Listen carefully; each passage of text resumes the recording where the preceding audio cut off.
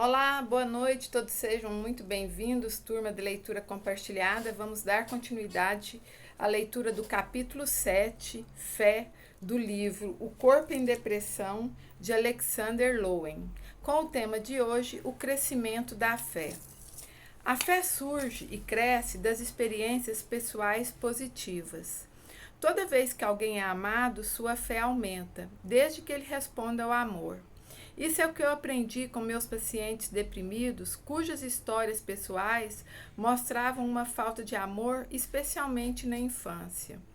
Muitos acreditavam que eram amados, mas essa convicção havia sido frequentemente inculcada na criança, mas não correspondia a seus sentimentos. Uma convicção baseada no sentimento tem a qualidade da fé verdadeira. Já descrevi antes a fé como uma ponte ligando o passado ao futuro.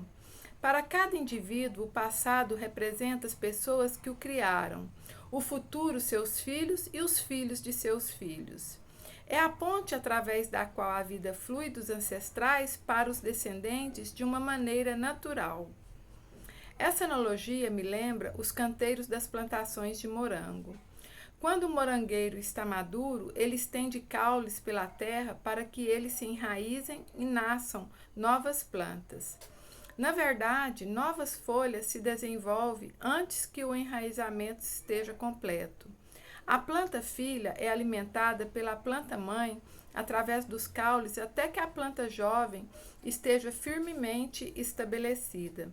Depois que isso acontece, as fibras secam como um cordão umbilical, depois que a criança inicia sua própria respiração independente. A fé começa no processo da concepção. Uma chispa do pai acende o fogo da vida em um óvulo, que em seguida é alimentado pelo sangue da mãe.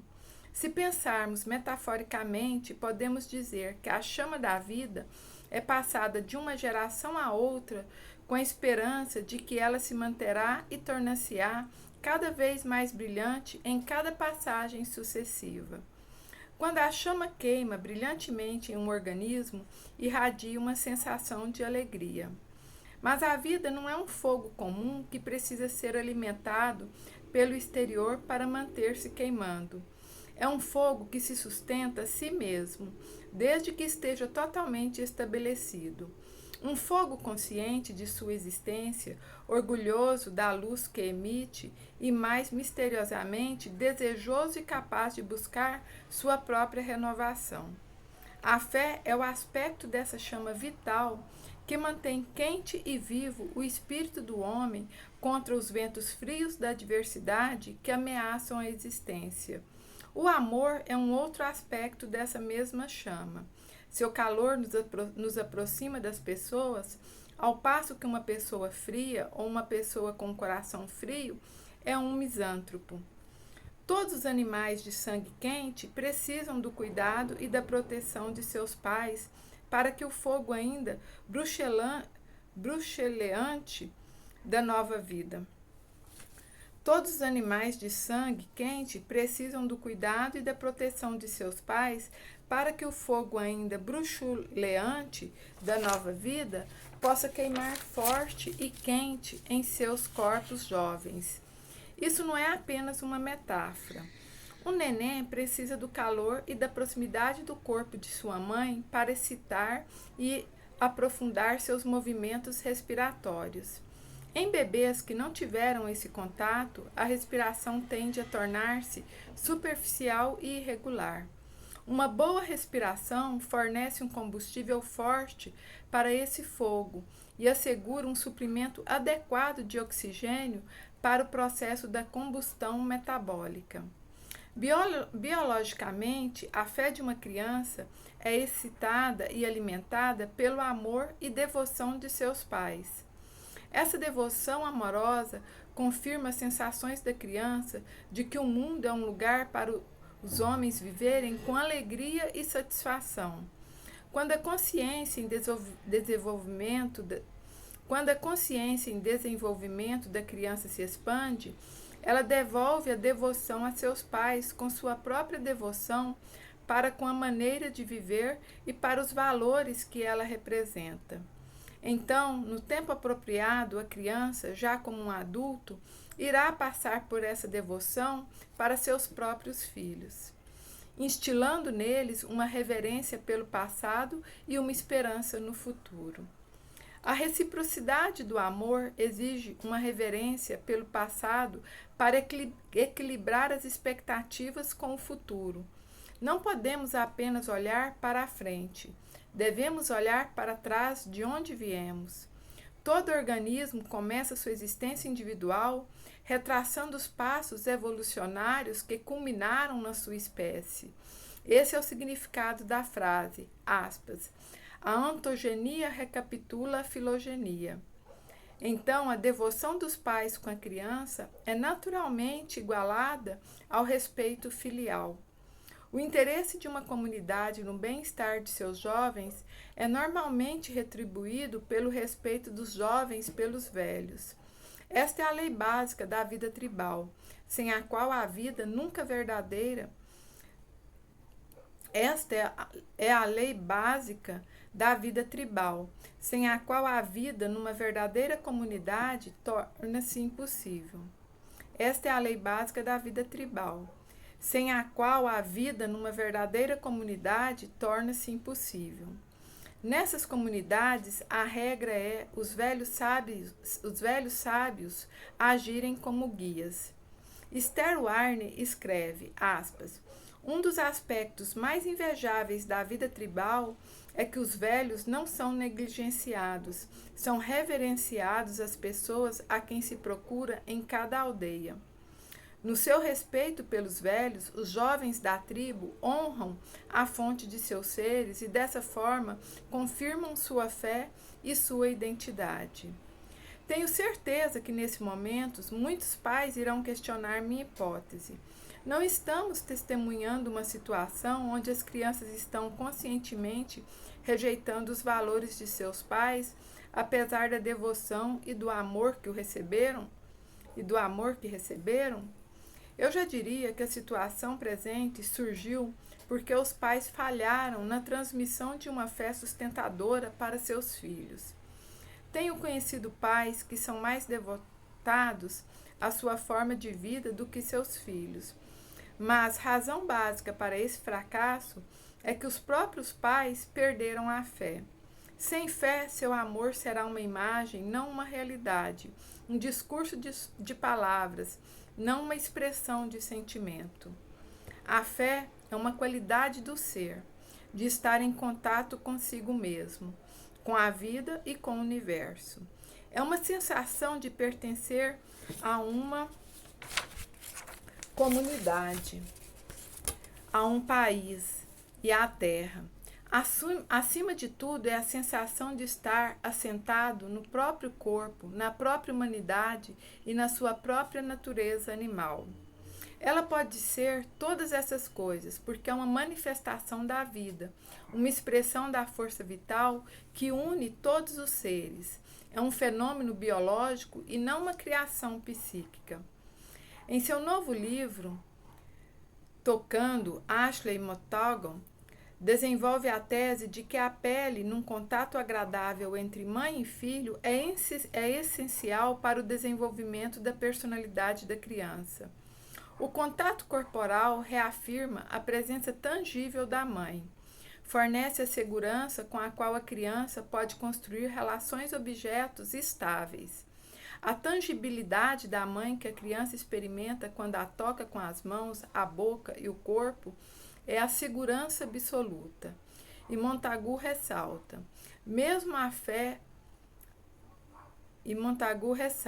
aspas, mesmo a fé está baseada, em última instância, em um acreditar na substância das coisas que virão ou dos acontecimentos experimentados no passado. A pedra de toque da fé é o próprio toque. Vou repetir esse parágrafo. Em seu novo livro, Tocando, Ashley Montagu desenvolve a tese de que a pele no contato agradável entre mãe e filho é essencial para o desenvolvimento da personalidade da criança. O contato corporal reafirma a presença tangível da mãe. fornece a segurança com a qual a criança pode construir relações objetos estáveis. A tangibilidade da mãe que a criança experimenta quando a toca com as mãos, a boca e o corpo é a segurança absoluta. E Montagu ressalta: mesmo a fé está baseada, em última instância, em um acreditar na substância das coisas que virão ou dos acontecimentos experimentados no passado. A pedra de toque da fé é o próprio toque. Superposta a esta base biológica está a concomitância psicológica da fé. As crenças específicas que estão na herança do povo que tentou compreender seu destino humano. Elas são como as roupas que vestimos. Podem distinguir um grupo de pessoas de outro, mas não são a essência das pessoas. Podemos facilmente esquecer a essência e pensar que as pessoas de pele de cores diferentes e com crenças e formas de vida diversas não têm dignidade, graça ou fé. Fazemos isso quando esquecemos as bases de nossa própria fé, acreditando no engano de que a nossa fé vem daquilo que nos ensinaram e é idêntica às nossas verdades. Fracassamos também em reconhecer que nossas crenças podem se transformar em instrumentos na nossa luta pelo poder tanto pessoal quanto político. As crenças podem ser facilmente manipuladas para servirem aos desejos do ego. Quando uma crença não tem raízes em uma fé verdadeira, não pode ser uma crença verdadeira. Não é uma mentira. Na verdade, a pessoa pode acreditar nessa crença. Nesse caso, ela se torna uma ilusão. Em capítulos anteriores, dei alguns exemplos ilustrativos das ilusões nos meus pacientes deprimidos, às quais eles se agarravam com toda a força de suas mentes. Contudo, seus corações não estavam nessas crenças e opiniões, e apesar de todo o ar quente, palavras assoprado nesses balões para mantê-los cheios, o balão estourou. As ilusões despencaram. Como toda ilusão acaba caindo, e meus pacientes ficaram deprimidos. Não se pode eliminar a ilusão de uma pessoa oferecendo uma outra crença, porque esta, por sua vez, se transformará em uma ilusão a menos que esteja imbuída de fé. Porque essa, por sua vez, se transformará em uma ilusão a menos que esteja imbuída de fé. Para pegarmos um exemplo corriqueiro, consideremos as reações a todas as dietas que são propostas constantemente. Toda dieta nova evoca uma onda de entusiasmo e crença que dura até que a próxima apareça em cena. Então ela desaparece e a multidão se acotovela para entrar na nova moda. Enquanto dura o entusiasmo, a dieta parece realizar milagres. É estranho que as pessoas não percebam que o verdadeiro ingrediente miraculoso é o entusiasmo. Infelizmente, esse entusiasmo tem vida curta, como as últimas brasas de uma fogueira se apagando.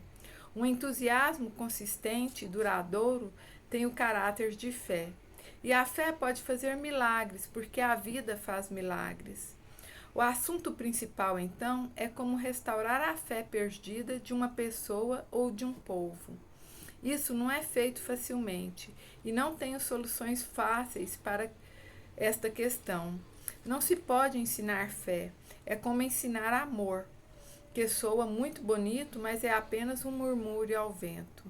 Não se pode dar fé a uma outra pessoa. Pode-se compartilhar da fé com o outro na esperança de que uma faísca vá avivar as brasas do outro espírito. E pode-se, como psiquiatra, ajudar uma pessoa a recuperar a fé, tentando descobrir por que ela se perdeu. Isso, evidentemente, é o que eu tenho feito com os meus pacientes deprimidos. Compartilhando minhas experiências com você, também espero estar compartilhando com você minha fé na vida. Assim é, gratidão, boa reflexão. Boa noite.